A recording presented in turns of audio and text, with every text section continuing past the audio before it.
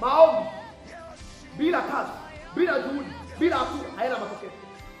Lazima unapokiomba kuchukulia hatua, na lazima pale unapoamua kufunga maombi chukua hatua.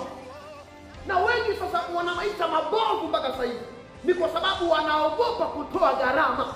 Yaani kizazi cha leo tulicho nacho hakitaki kutoa gharama. Unataka tuje nikuombee, nikutabirie.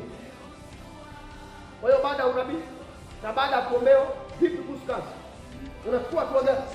Unabii wowote ili utumie lazima uchukue hatua. Lazima uchukue hatua. Okay, umekuja kwangu mimi na nimekutabiria, pengine nimekuambia ninaona kazi. Ninaona Mungu amekupa kazi. Amina baba. Amina baba. Naamini Mungu amenipa kazi. Baada ya kuwa sasa umeamini, ulichukua hatua gani? Kwa hiyo ulikaa mahali sasa usubirie kazi kutafuta. Sasa ndio kizazi tulichonacho cha leo. Kwamba baada ya kuwa unabii umetolewa, unahitaji kuchukua hatua. Baada ya kuwa nabii amekwambia, nabii unaposema kuhusu nabii maana yake ni ofisi ambayo Mungu ameiweka ndani ya mtu.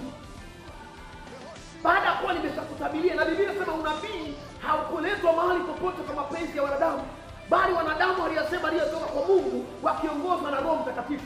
Baada ya kuwa Mungu amesema na mtumishi wake kwa ajili ya maisha yako, chukua hatua. Nimekuambia ninaona unapata kazi na unajua kabisa umesoma na una vyeti ndani, toka ndani sasa, nenda katafute kazi.